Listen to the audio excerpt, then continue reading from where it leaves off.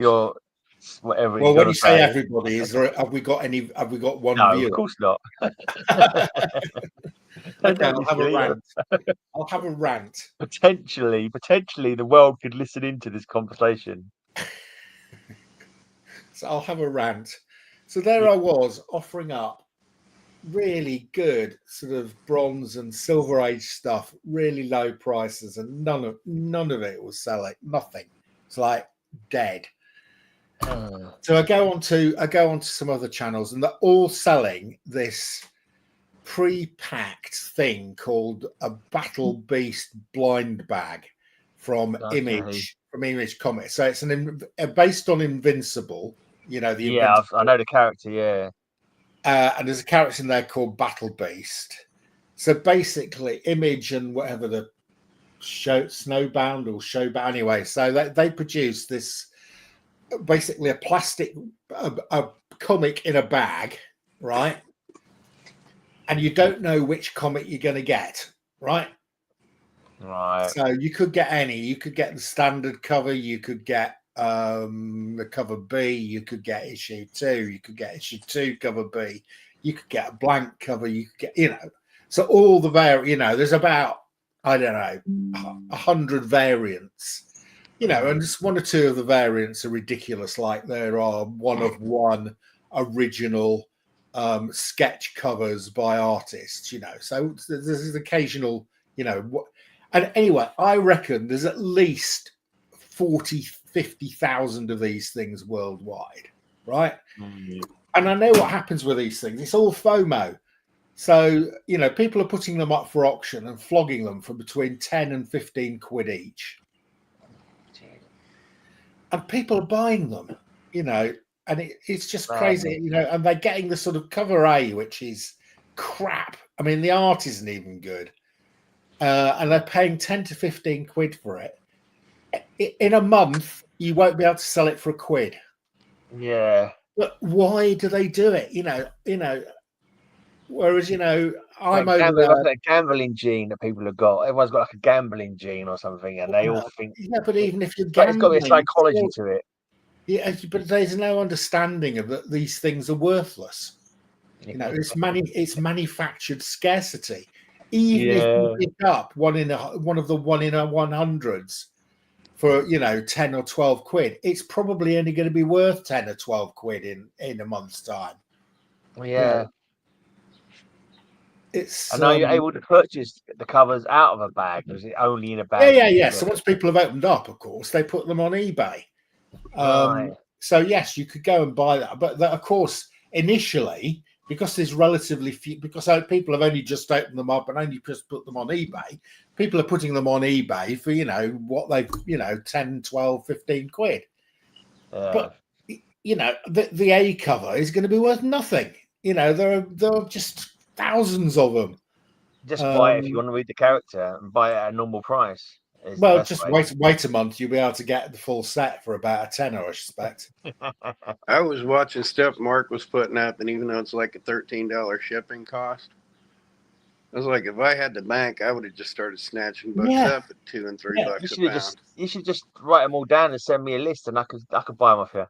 Like $20 book, $20 book, $20. I'm half the time, Master. How much you want for that one? This comic here. This is worth about 20 quid. I put it up for £5. It's it's the Blonde Phantom cover on the John Byrne She-Hulk. Sensational She-Hulk are so hard to find. I never see them out and about. Yeah, they're rare.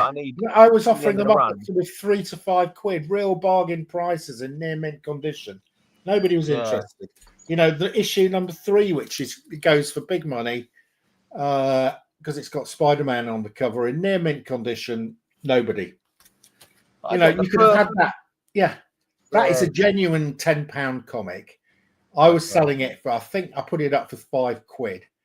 Which is half the price of one of these battle bags. This is from 1989. So this is 36 years old in near mint condition. Somebody would prefer to buy a battle bag for 12 quid. Why? Yeah, for something completely baffles me. I don't get it at all. I can't stand buying what I can't see. That's a foolish risk. It's like, oh, you could get 100. No, whatever. I could lose my money is what I could do, but I hate exactly. I stopped buying mystery bags and mystery boxes 2-3 years ago. I mean, just get a load of crap. There was a one mystery box, not in a mystery box. It's like 3 comics for like 13 quid, and I think I bought it twice, like off eBay. The first time I got like a nice annual. I got a signed comic book, and I got an old Black Hawk, which at that point and possibly still is my oldest comic book that I had in collections. Like that was a bit of a result then. Yeah, I thought that was a good result. And the next time I had one, it was like, yeah, okay, it wasn't quite as good, I thought. But I thought, every now and again, if you fancy a little, bit of a fun like mystery thing, I might buy one again in the future sometime, but no rush. But yeah, who knows? One day you might get a good hit on it. I got some nice Metal Men really cheap as well. Actually, I got number one and number 2. And both in good condition, and like I think I had 6. The other 4 I don't actually need, so I'm gonna try and flog them on to make up the money I spent on it. So I paid 25 quid for like number 1 and number 2 plus 4 in a other mystery ones. bag. In a mystery bag. No, from an eBay buy. Yeah. Yeah, I thought that was a good because look at number 1 on its own is like 50 quid on there. Yeah. So I was well happy with that. I figure if I ever did a mystery bag or something, it'd be like, all right, as I talked to my son about this already, we'll do $10 bags and I'll make the bare minimum value $20, but it's going to be a $10 bag where I paid 50 cents a comic, so I don't care. Yeah. Just as long as I can double up my money or whatever, I've seen some people like buy $500 mystery boxes. Why? If you got $500 to spend, just go out and buy something you want. Yeah, exactly. Yeah. And sometimes the comics, and it's always a modern slab, which is like worth the $120 for about a month. Like it's worth $120 at a particular moment in time, but give it a couple of months, and that $500 box that you've just bought isn't going to be $500 anymore. So much crap people pick up sometimes. But anyway. Yeah, if I start selling I've actually bought you lot or a present. By 10, and like I'll put like 9 together. I'll put together a 10 of say the Avengers, and 9 of them will be filler, and 1 of them will be a quality book. You know, it's like you'll get this quality book, and then you'll get some filler. I get it off my hands. I get some money. I tried getting rid of some comics once. I made out 30 mystery boxes. I sold 1, I think. No, 1 I sold, and the other one I just gave to my mate, and the others just broke all the boxes open and put them back in my boxes again. It's like, okay, that wasn't going to work. That went well. That went well. That was an experiment worth doing. And then on Saturday, it was the local village garage sale. I booked a table. I mean, it's just out on the village green, and I thought I've got a few boxes of comics. I just I'm at the stage where I either throw them away or give them to Gray. Yeah, and second option is always best. So I got 3 boxes of these things, including a load of Panini comics. Right. UK Panini comics, which I got about 3 or 4 years ago from Sheffield for nothing, and you can't sell them. Nobody wants them. No. So I thought, I'll take these out and see what happens. I was doing my usual thing, which if kids came along, I was giving comics away free, because I just want to encourage them to like comics and read them. So I've given away about 10 different comics to various kids coming along. Anyway, this young couple walk up. She's she told me she was 23, and her boyfriend. And she said, oh, comics. She said, there's a comic stall here. I said, yeah. I said, do you like comics? She showed me. She said, look at my shoes. She's got a pair of Crocs on, and she'd got little Spider-Man and Captain America and Marvel things stuck all over her shoes. So I said, okay, you might quite like this stall then. And her boyfriend said, she's going to be here for all day now. So she starts going through the Panini box, and it's all Spider-Man and Wolverine and Captain America. And she's going, I want that one.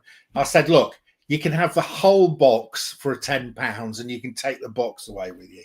And she went, really? I said, yeah. And she said, oh, great. And then she's going through the other box, and I got some really crappy 90, Tales of the ACG ones, but the covers were coming off. And she said, oh, these would make a really nice collage. So I said, well, they're 10p each. And she said, are these all 10p each? I said, yes. She said, I'll have all the old ones and I'll have all the Marvels out of both the boxes. So I picked them all out for her. I said, that's another £5. So she said, oh, great, that's it. And so she'd taken half my stock, more than half my stock. And her boyfriend said, here's 30 quid, 15 quid's too cheap. This will keep her quiet.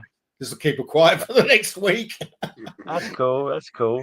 And then, How much did you pay for the table, though? How much did you pay for the table? Pay anything for the table. Oh, that's all right then. And then bugger me, literally 20 minutes later, these 3 young girls walk up. I think they were probably 15. And the 2 of them are going to this other one. Oh, look, he's comics. And I said, do you like comics? And they go, she loves Spider-Man. And I said, you're too late. I said, some other woman's just come and bought all my Spider-Man comics. And she went, oh. I said, look, if you wait a minute, my neighbour had arrived. So I said to my neighbour, can you look after the stall? I said, I'll go back to my house and get some more Spider-Man comics for you. So I went off and got a whole pile of Marvel UK Spider-Man. So I've got 8 boxes of these things. Anyway, I just got a handful and I brought them out and said, are you interested in these? She said, when are these from? I said, 1979.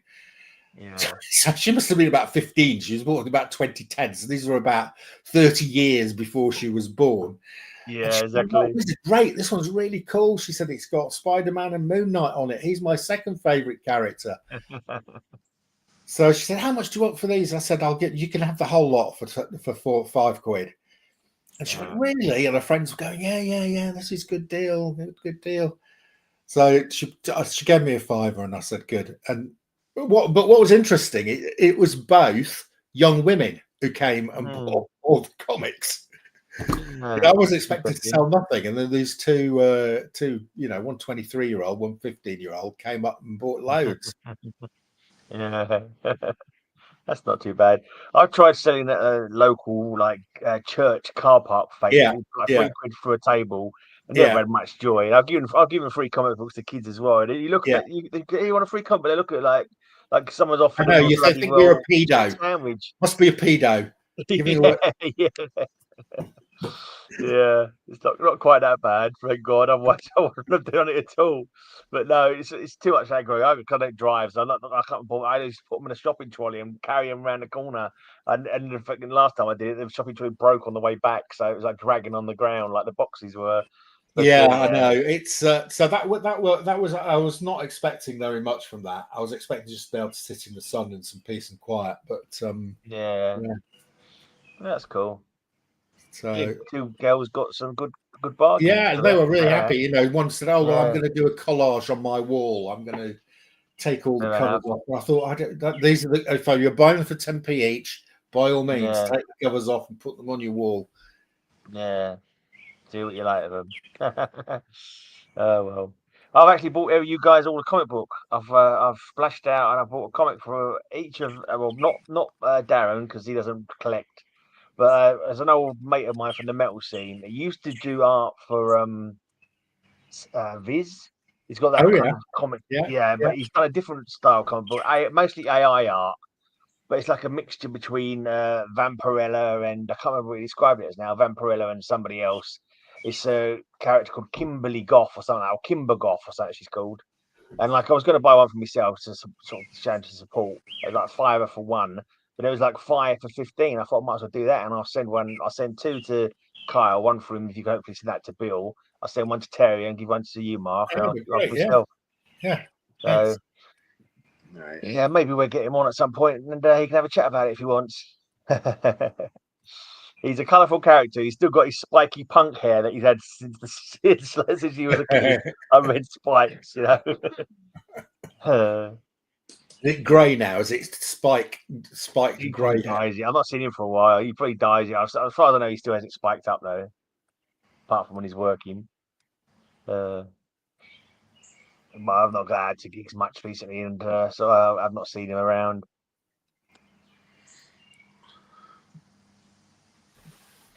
So Alan Scott Clark Turns had have our been like table that at the for last 40 London years. Comic Con. Sorry? You said Alan Clark had our table at the last London Comic Mart.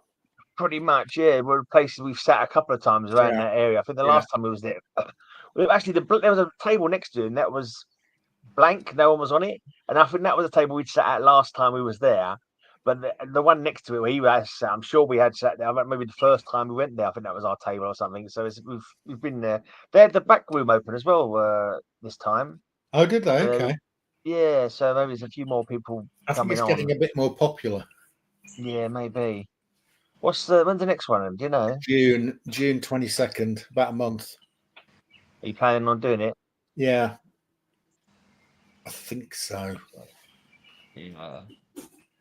You know, they're still charged to was it £5 now to get early and £1 all day sort of thing. So they're trying to make a bit more money for themselves out of it, I suppose. It's fair enough. Well, they make all the money. New? Sorry? You got any new stuff? No, I've not been buying. I bought one. I've not been buying a lot recently because I've got a bit. Yeah. I got a bit jaded. Right. And I did one comic auction last week, and it was all pulps. I'm a bit into pulps at the moment. So yeah. You see the pulps that you saw the pulps that Bill did, yeah. Bill showed. Yeah, they were nice, weren't they? There's some lovely covers, didn't they? Yeah, there's some really great cool covers on the pulps. Yeah. I mean, I picked up some really nice stuff. I picked up. I think I told you before, about a month before I went away probably about 5 or 6 weeks ago. I got a big collection of pulps, and I found in it the first ever Isaac Asimov published story. Yeah, you made a video of it, didn't you? Did you not make a video of that one? Anyway, so this lot, I've got H.P. Lovecraft's first Cthulhu story. Wow, the original printing of it. Yeah, that's got to be worth a few bob, in it. Yeah, it is. It was in 3 parts. Right. And it was in 3 issues. I've got the first issue. Didn't get issue 2, wasn't there, and I've got the 3rd issue. So I've got parts 1 and 3 of this H.P. Lovecraft. But basically, it's the first time it appeared.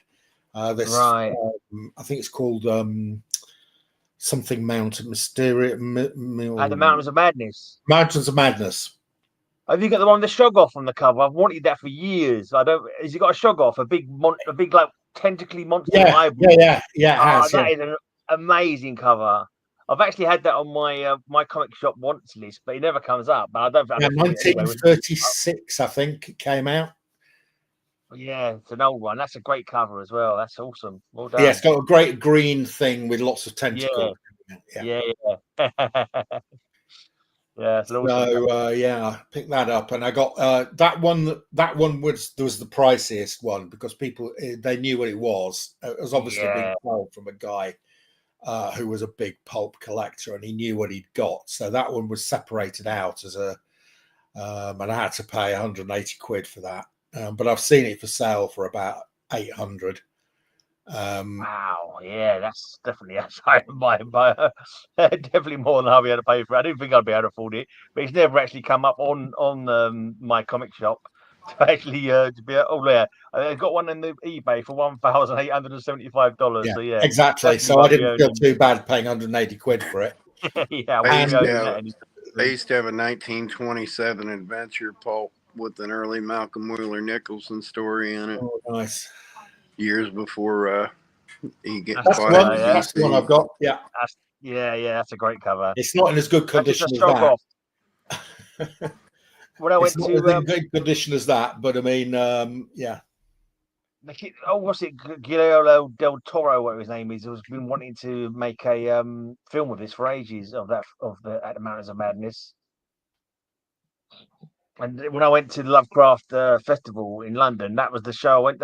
I went to a reading of At the Mountains of Madness. Oh right, okay. Yeah, that's cool. I'm going to read it when I get it because I've never read it. Right. It's not by today's standards, it's tame and all that, but for its time, it's got that, it's got.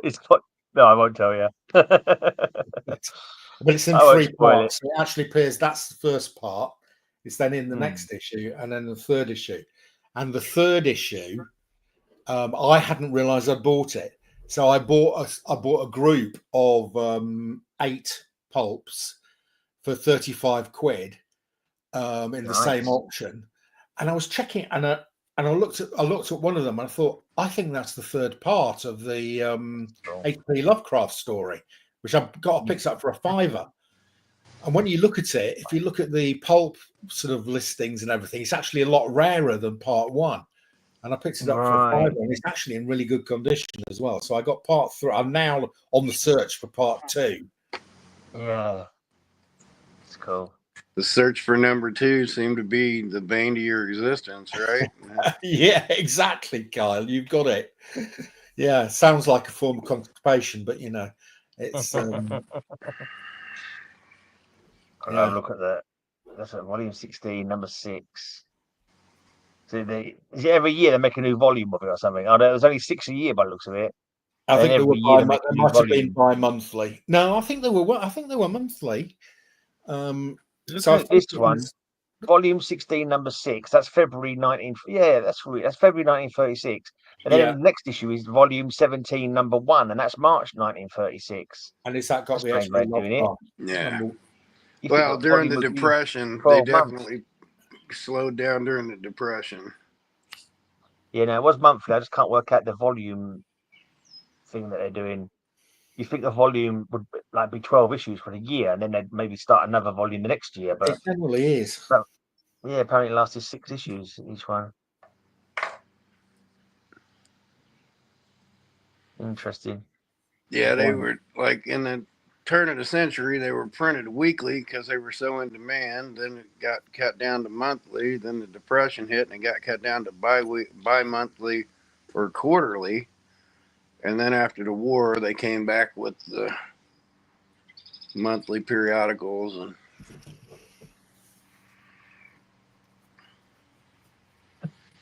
And then the fact they survived the war, because, I mean, you'd get paid to turn that stuff in so they could revolve it. I mean, it's amazing that they've actually survived from 1936. Yeah, you're right. 3 parts. February, March, and April 1936. I've got the February and April one. I haven't got the March. Yeah. I thought it was a bit. No, about 91st. I remember because at that time, the Antarctic exploration was pretty new, kind of thing. Yeah. And it deals with Antarctica. Yeah. Anything American pre-1942 is a survivor and a half. Yeah. Yeah, the fact it didn't get turned into missile cases or whatever else. People just don't appreciate that. They're like, they printed 1 million copies. Yeah, and 8 survived. They weren't intended to be kept.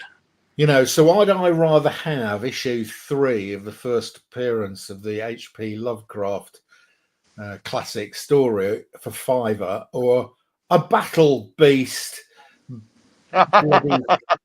Oh, it's a tough one. I would rather flip a coin for it, Mark. I would rather have anal warts than have a Battle Beast packet. Give me anal warts instead of that. Warts. Don't limit yourself. You can have both. You can have both, Kyle. You're worth it. I don't know. I'll never understand. What Bill's up to today? Is he working on a Wednesday? He don't work on Wednesday, doesn't he? No, he doesn't work on a Wednesday, does he? No. Changed around a bit.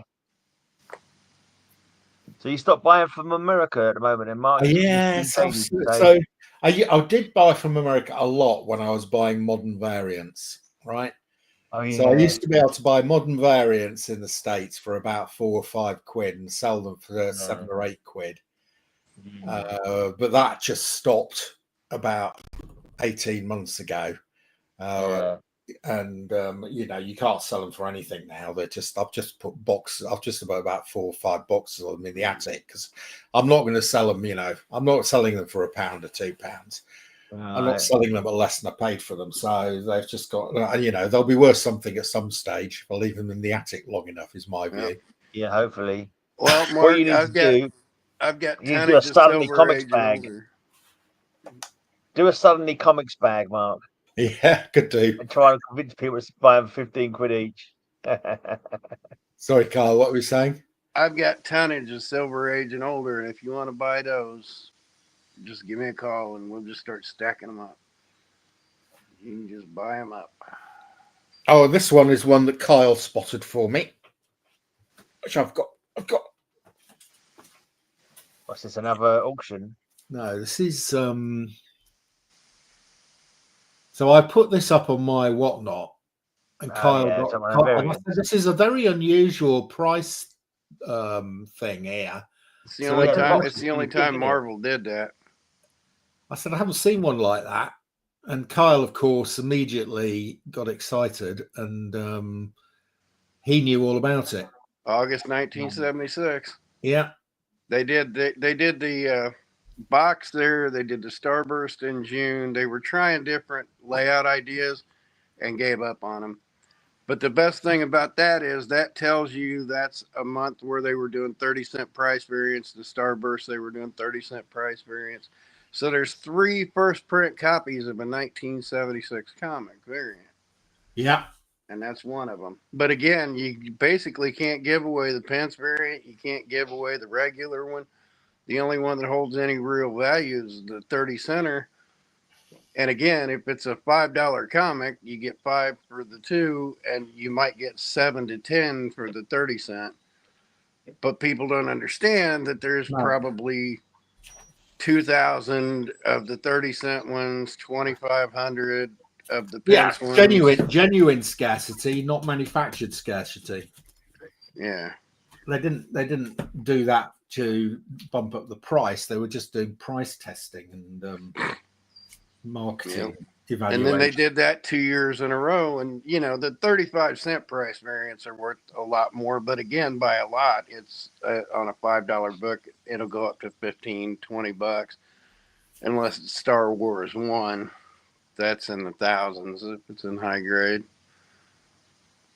If it's but they kept track of those. There were like 1,400 of those printed ever.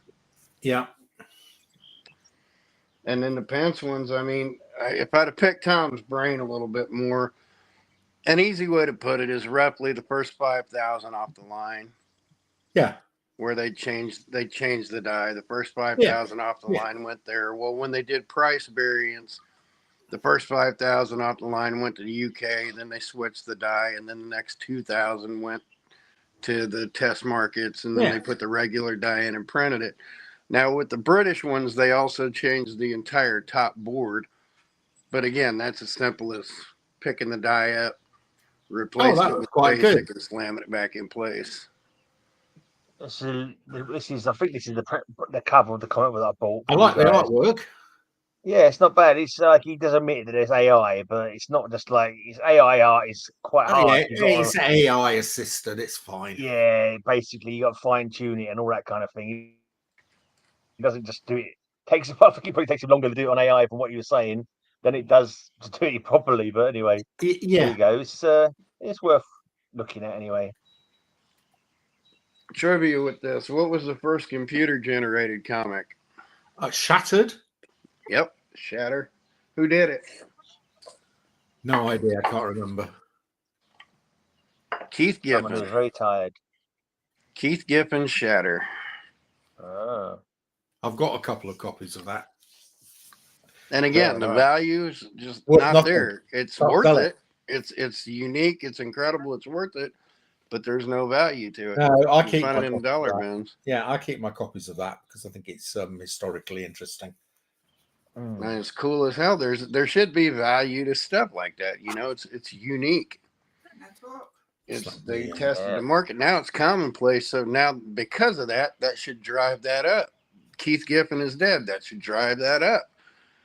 People are like, nah. Don't get it. No, unfortunately, it doesn't go by your faults, Carl. It's whatever the market, it'll be the market, won't it? Wow. No matter how we think things are worth or whatever, The general market will populace is so do dumb. its They own buy thing. crap and then invest in crap and then sink $1 million into a comic that was printed 8 million times and then pass on the one that's printed 500 times. That's even better. It's a better book, better look. I don't know. Boggles my mind. Yeah, and everyone doesn't think the same as everyone else. So that's it, really. That's it. That's your lot.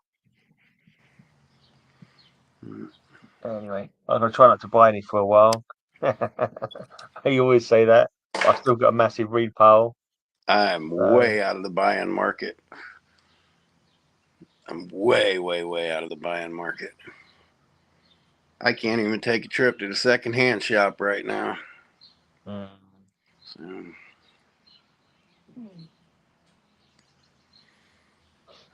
I sent a couple of packages off today. One to Ray and one to Roger. Just a bunch of old British comics, really. Only a couple of Marvel UKs in there. It was mostly it was like old British war comics and like Beano, a copy of the Beano, a copy of the Dandy, an old Speed issue, a few 2000 AD related bits. Just because you don't see them there that often, so I thought I'd just send them to them. Hi, Christina. Roger actually has a complete set of all the 30 and 35 cent or the 30-cent variants. He doesn't have all the 35s. He did a show with a guy. Yeah, I know he's into the variants. But I mean, the you 30s, and Roger are totally. I couldn't give a toss about variants. I couldn't give a toss about bloody well Mark Jeweller's inserts, stupid little logos in the corner of the comic, whether it's a blinking newsstand or a blinking whatever the other one's called, direct market. Those are the kind of things that don't interest me at all. You're only interested in story. Exactly. So that's just illustrating like my point about Carl was saying earlier on. Everyone collects differently, don't they? Yeah. Everyone collects differently. Yeah, exactly. The Mark Jewelers interest me because I'm prior military, and those were sold at PXs, and I think that's an interesting story. Mm-hmm. The 30-cent variants interest me, and the polybags of Whitman interest me because Indianapolis was a test market. So it's what I saw. One of the reasons that is because you're a great follower of the business and all the different interesting things like that. That's something that interests you greatly. Well, I mean, if Indianapolis wasn't a test market, I wouldn't have cared strange less. Ephemera. Yeah. If Indianapolis wasn't if it wasn't for the polybags at the local Ben Franklin 5 and dime that I associate with my childhood, I could have cared less about it. Because that's why I like having those, because I associate that with Christmas gifts and my actual childhood. Yeah. You know, or I literally wouldn't care less, you know, that Indianapolis is a market. Then I get tickled that Indianapolis, San Antonio, St. Louis, you know, these small market things, I like that. Which got me interested in the late 50s Disney 15-cent Dell California printing. You went down a rabbit hole and got all sorts of famous things like and that. Again, and I'm not a completionist, so it's like, hey, I got some, good enough for me. I still got 4 of those always 15 centers. As a kid, I always want to know what happened next, and because I didn't have much pocket money. I didn't go to the shop to buy comics much. I literally have I never have I don't know if I ever had a completed story. Maybe like I might have had a kind of Brave and the Bold where the stories were complete, which are always cool. But most of them I'd pick up, it would be continue the next issue. And it wasn't until like 20, 30 years later I discovered what happened in the next issue. I'm kind of weak. I didn't really start collecting American comics properly till I was like working. I was like a grown man with a job, and that's when I just found a local comic shop and was able to actually buy about 88 or 86 or something like that. And then that's when I started buying properly. So I still got a lot of ones that I remember from being a kid, and I still loved them as a kid. But I wish I hadn't bought so many British comics. I wish I said to my dad, "Look, don't worry about Whizzer and Chips and Speed or Plug or all the other ones. I loved them at the time. They were cool enough at the time. if I said, just pick me up Batman or something, I probably would have had a much better collection now. Probably have a few expensive ones in there as well, But you can't go back and ifs and buts and pots and pans would all be tinkers, as my mate always says. That's not what he means, but that's what he says. Yeah, pretty much at one point in time, I've owned every comic I've ever wanted. Genuinely wanted. I mean, it sure would have been nice to have an X-Men one or an Avengers one and stuff like that, but they've always been there. Hell, until 2000, you could get any early Silver Age book for under $100 in mid grade or below. Anything. And I could have got anything Golden Age for a couple $100. Then when I was making like $500 working a night bodyguarding and I had to just make the money disappear, I could have gone out and just stocked up decent Golden Age superhero books. And it's like, no. Just when I bought my Atom #1 to finally finish my Atom run, the guy I bought it off on eBay, I think we might have spoken about him. He's not Des Skinner, but he's a Des somebody, I'm sure. And I looked at the name because he wrote me a letter about it, saying when he bought it, he said, I bought this in 1980 when I was so and so for £4, something like that. This is like Atom #1, and so that was quite cool. And I'm actually going to show you how much cheaper they were back in the day, weren't they? There was like, well, I mean, in 1992 or 1991. I could have got a Hulk 180 for $40 and a giant size X-Men for $40, both in very fine or better. Yeah. Wow. Yeah. And I just thought it was too much money. Yeah, it probably was. It was more. Obviously, it was a lot more back then. But I mean, I knew it was a good investment. But it's like I had to buy baby food. I knew it was a good investment. I knew I would have made money, but I'd have had to squirrel them away from my ex-wife. I know it's an old dilemma, isn't it? Feed the babies or buy a comic. Tough choice. Yeah, don't have any babies. That's my solution for that. And it was an easy decision. It's like, I could have had it. I could have had a fortune 20 times over in the comic industry because I knew to think 20 years down the road, but I just let them go, move on, let them go, move on. Not if I got so sunk into it that I was consumed by the amount of money they were all worth and I got sunk into it for the money, I would have hated myself and give up on it. I still got a decent collection. It's good enough for me. It's good enough for me. And I've held in my hands every grail that could be possibly imagined. I've at least held them in my hands. I've known somebody or met somebody who's had a copy of them. And loose, not boarded up.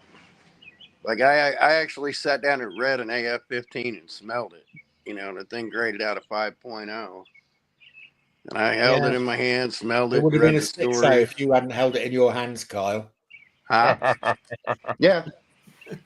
But no, I had to, and I'd imagine the condition would have been even better because I had to put it in a poly bag for the guy. I'm like, look, I'm just going to give you the bag and the board. I'm just going to give it to you. Just seal it up like this, grade it. You're going to take care of your kids with it. Don't have it. He had it sitting loose in a box, stacked. Jeez. I was like, oh, don't do that. And it had crayon on the front. And he's like, oh, that just means it's worthless. I said, no, that's a mild deterrent for the condition this book is in. And like I said, it graded out a 5.0 with crayon on the damn cover. Might have had to rub that off either. You don't know I'm sure some restorer could have got rid of a bit of crayon. It's just wax in it. But again, he wasn't a comic aficionado, so I couldn't spend much time with him.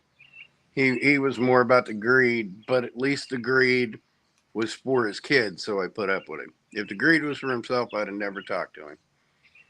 But at least the greed was, let me give this to my kid. But man, he was one of them quirks. I think he had Asperger's or something, and it's kind of hard to do. Not a people person and things like that. And it's like, that's fine, just. He couldn't understand. I just appreciated it. Like, I'm not even going to make an offer. I'm not going to bother you about it. I just appreciate what you have. And he couldn't understand that. Well, hopefully he didn't accidentally sell it for crap then later on. Yeah. Did you give an idea of the value?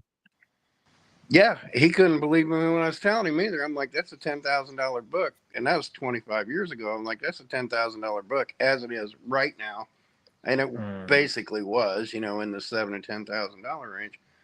And now, and like 5 years ago, he graded it was a 5.0 to peak of COVID. Right.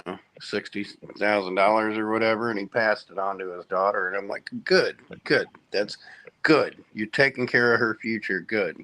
And he couldn't understand that I was, because everybody he knew was greedy for things, and he grew up around greed, and gimme.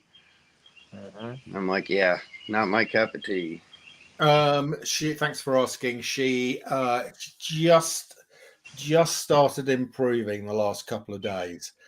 So taking a couple of, because she's had her arm in a sling. She can't sleep because she can't lie down, and she's on painkiller, so she's not been good at all, really. But last couple of days, she's been getting a bit more sleep, and I don't think she's taken the arm out of the sling and just. So is he in a cast? No. So she last couple of days just improved a bit, but up to now, then she's been really down and miserable. But I think she's So one of my daughters, the one not in America, Sophie, has got her Viva for her PhD on Friday. Right. So Claire's going a lot. Angus is taking her to that, so she's looking forward to that. So that will be the second Dr. Oldroyd, assuming she gets through, which she will. What was it? You said she had a Viva. I never heard of that phrase before. Yeah, no. When you do a PhD, in order to get your PhD, you have to submit a thesis. Yeah, and then the thesis has to be reviewed by professors who are experts in the field. And peer review. But not only that, they then call you to a Viva where you have to present your paper in front of these experts and answer their questions. And before they grant you a PhD, and they can ask for revisions. Oh, that's interesting. So what's that? Is it VIVA? Is it spelled like that? Viva, yeah, VIVA, yeah. You got to argue your thesis. You got to come up with a valid argument for it. Yeah. She hasn't got to go to Las Vegas for that, has she? Sorry? She hasn't got to go to Las Vegas for that, has she? No, so she did it in Cambridge, so it's in Cambridge. But the people doing the questioning, one's coming from Ireland, especially for this, and the other one is coming. I can't remember where they're coming from. So I think that the other one's coming from Oxford. So they're travelling to do it. She knows for that then, the college, or is it part of the course, or does she have to pay that? Yeah, no, it happens in the college. Yeah. So yeah, King's College. So yeah, they provide the rooms and everything. She goes in, can take 1 to 3 hours. If it all goes well, when she leaves, they say, "Congratulations, Dr. Oldroyd." And then she is officially a PhD and a doctor. Wow. Awesome. Yeah. What was that? Was it some kind of chemistry? Was it something to do with chemistry? Electrical engineering. Biochemical engineering. So both of them were biochemical engineering, yeah. Right. So one was looking at probes into the brain. And one was looking at probes into the gut. Okay. I mean, Sophie's now with the top patent lawyers in London, which is a great job. Literally 2 doors down from CGC London. Yeah. You did have a great deal with luck with the last CGC, did you? Your last result. Yeah, so I give them to her. She takes them in. She picks them up. She brings them home. So it's brilliant. Very handy. Yeah, and Poppy's doing post PhD stuff at San Francisco University, but more importantly, she got a Schmidt scholarship. Not a Schmidt scholarship, a Schmidt fellowship. So Schmidt is. You got to say that carefully. You have to say, yeah, you do have to say it carefully. He is one of the original Google guys. He's a multi-millionaire, and he's a philanthropist. And he has a fellowship where they take about 20 people a year. They pay them 100,000, which is a lot of money for a PhD student. And to get this fellowship, you have to be nominated by your university. And a university is only allowed to nominate 3 people a year. So Cambridge, for instance, was allowed to nominate 3 people. Poppy was one of the nominations. Then they have to go through various stages of interview and so on and so forth. Anyway, so she got granted one of these very prestigious Schmidt scholarships, which basically means not only do they pay her the 100,000 a year to her, they fully fund her research. So all the universities, basically wherever she wants to go, she's fully funded. So the universities are going to go, come here, because that, not only is her salary paid, but they pay all her sort of research fees. Yeah, there was a lot of trouble with that over there, wasn't there? Yes, there is. Trump stopped all the funding to the research in America. Yeah. So I think she's going to go to MIT, who are one of the universities have got all the equipment and everything that she needs. So she's probably going to go to MIT for 2 years under the Schmidt fellowship. What's she going to be studying? Not studying. What's she going to be working on? She's the one who worked on the brain. Yeah. And she's currently working on. So originally she was working on the sensors that went into the brain and the material that coated the sensors. But then the postdoctoral research she's doing at the moment is about using light to analyze the brain. Okay. Which is sort of forward. It's really leading edge stuff. So is it possible in a couple of years' time she might be able to give you superpowers? Yes. So you're shining some lights into your brain and you'll become like... We had a very interesting discussion about if she was offered millions of pounds by Elon Musk to develop a technique whereby she could copy all his brain patterns so that he could be transferred into a computer after he was dead, which would simulate him. Would she do it? And she wouldn't. That's an Arnhem Zola. So what you're saying is Poppy has her Schmidt together. Sorry? What you're saying is Poppy has her Schmidt together. She does have a Schmidt together. And she's also doing the type of science. She's doing the type of science you would definitely see. I'm glad you raised hippies, man. Just awesome. Hippies? Did you say she would or she wouldn't make him into a... Oh, no, she wouldn't. She's very left wing. Right. Oh, because it was him. I kind of like, whenever I see like a comic book with that kind of thing, or that Black Mirror, where like your consciousness, because like you've no idea what you're gonna be like in there. You could be like just trapped forever and like in a limbo, nothing. I hate that. It gives me nightmares thinking about that kind of thing. There's no way I'd want to have my brain put into a robot or blinking. Yeah, too creepy. So so she's leading edge brain research. So it's very she might, if she ever needs to research an abnormal brain, we could nominate Kyle. So he's got an abnormal brain. Abnormal, baby. If she ever wants to do a Frankenstein's monster and get a brain, abnormal brain, I think we know where one is. Yeah. Oh dear. That's the only thing I can remember from Young Frankenstein, Abnormal. That's the only thing I can remember. I've not seen it for freaking God knows how many years, but that bit always stuck in my head. Abnormal Great Knockers. I don't remember that bit. Is that part of it? The knockers on the telling Terry Gar about her fabulous knockers.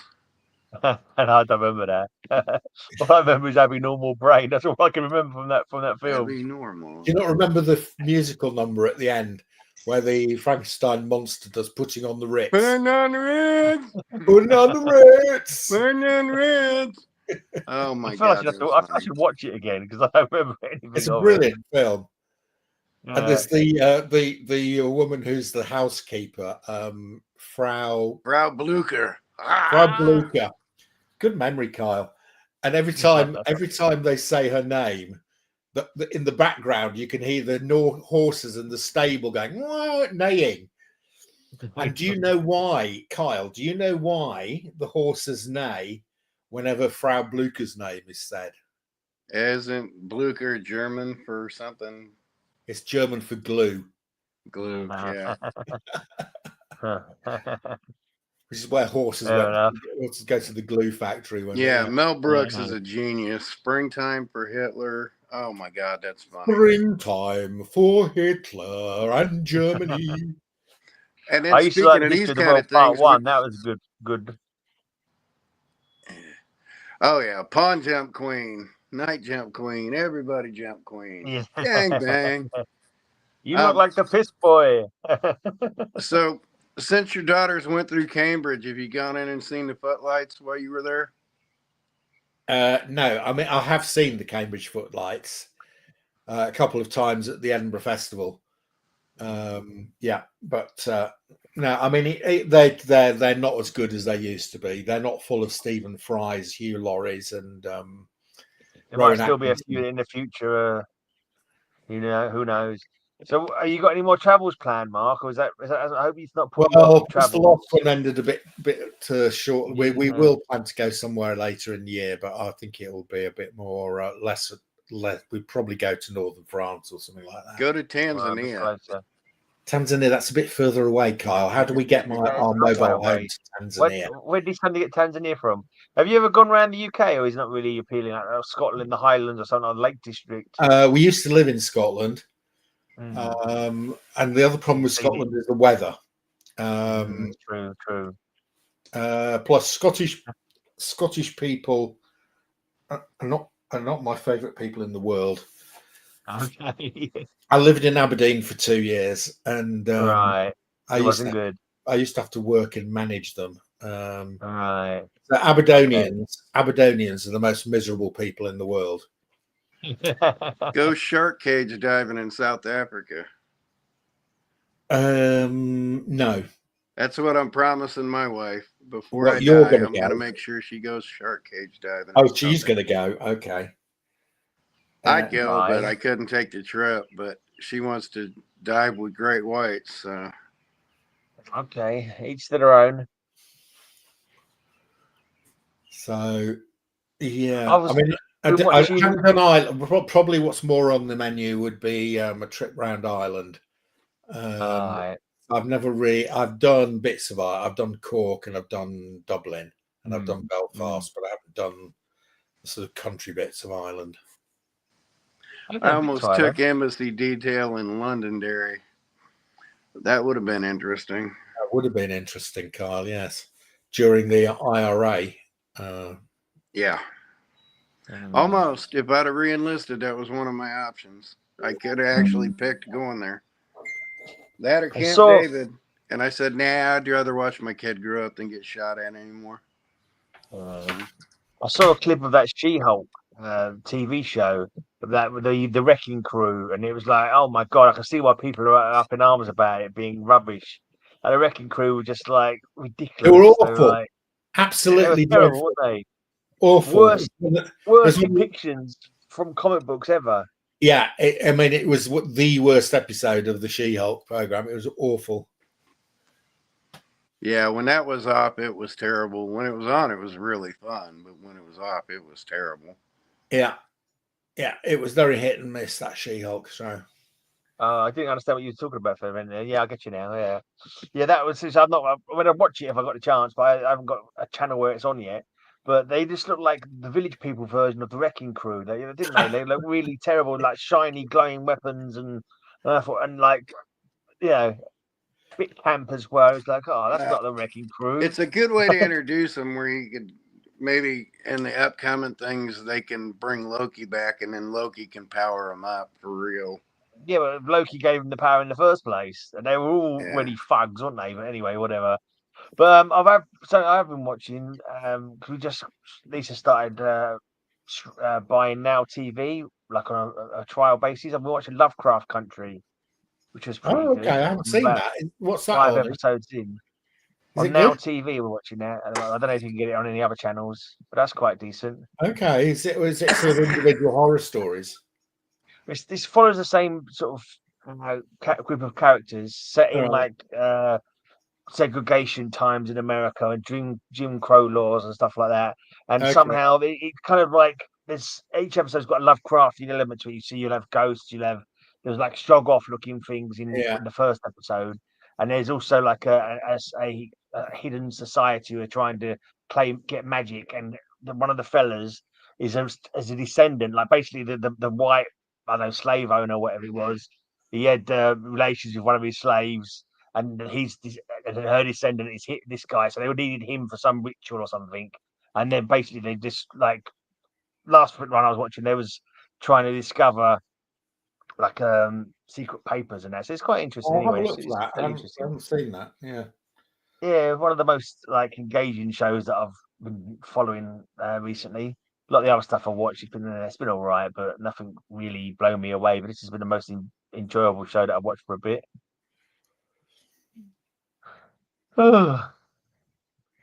That's it though.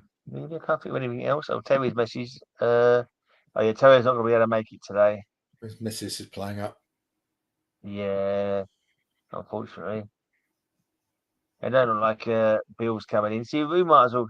I thought Splat was joining us, but he's obviously World of Warcraft. I think he's. I think he's finished all his challenges in World of Warcraft, but he's doing all his. He's doing his photographs and stuff, isn't he? Sorting out his website, or maybe he's working on that. Said he still had some commitments on World of Warcraft, whether he's in a guild or something. I don't know, but he. Okay.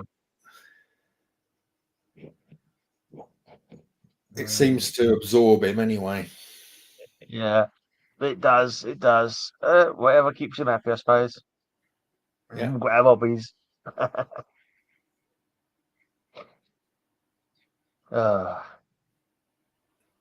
Well, we might as well finish it early today then. Right, guys. Nice to see you. Yeah. See you next week. See you next week then. That was fun. Yeah. See you later. See you later.